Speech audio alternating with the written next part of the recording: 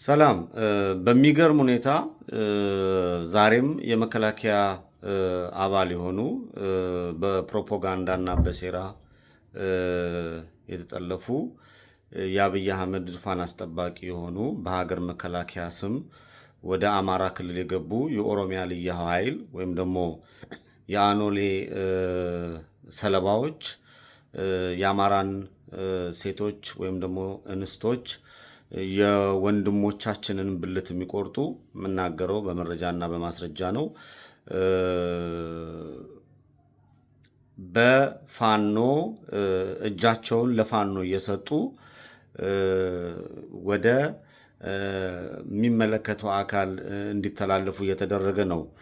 ሶሻል ሚዲያ ላይ እጃቸውን የሰጡ በሉ ጨፍጭፉ፣ ግደሏቸው የሚል መልእክት የሚያስተላልፍ እሱ የተለየ ዓላማ ያለው የተሳሳተ ሰው እንድትሆኑ እንደሆነ ግንዛቤ እንዲወሰድልን ይፈልጋለሁ።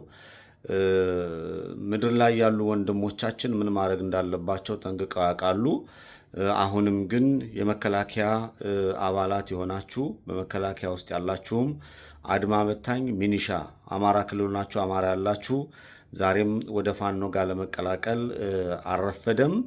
እጃችሁን ለፋኖ እንድትሰጡ ወይም ደግሞ ከፋኖ ወንድሞቻችሁ ጋር ሆናችሁ ይህንን ጨፍጫፊ ገዳይ የእህቶቻችሁን ጡት የሚቆርጥ የወንድሞቻችሁን ብልት የሚሰልብ አስተምሮቱ የአኖሌ ሐውልት የሆነ የኦሮሚያ ልዩ ኃይል አማራ ክልል ገብቷል።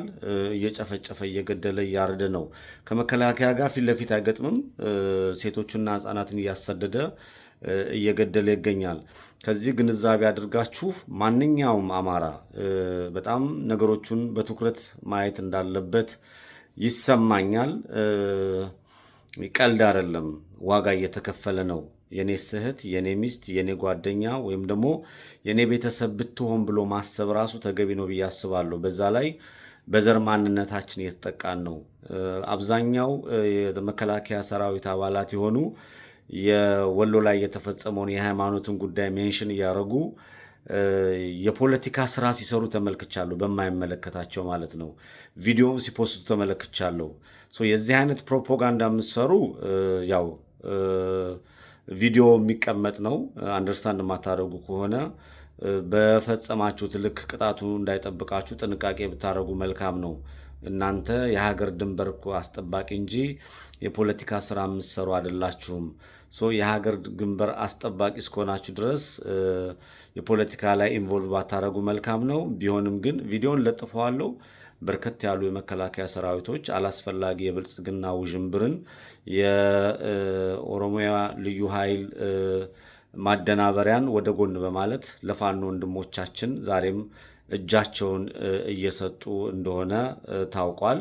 በተለያየ ቦታ ያወደቁ እህቶቻችን አሉ። በተለያዩ ቦታ ዋጋ የከፈሉ እህቶቻችን አሉ።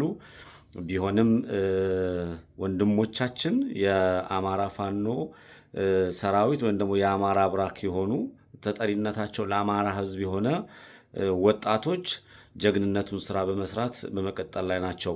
በተለያየ ዓለም ያላችሁ ምሁራኖች አሁንም ወደፊት ብቅ በማለት በምድር ላይ አብይ አህመድ የጣለውን ነጥብ በፖለቲካው እንዳያሳካው ከፍተኛ የዲፕሎማሲ ስራ ለዓለም አቀፍ በማሳወቅ ቀጥተኛ ትብብር እንድታደርጉ እኔ በበኩሌ ጥሬን አስተላልፋለሁ። ክፍተቱ እሱ ላይ ነው ያለው፣ የፖለቲካ ስራው ላይ ነው። ጀግንነቱ ወንድሞቻችን እያደረጉት ነው።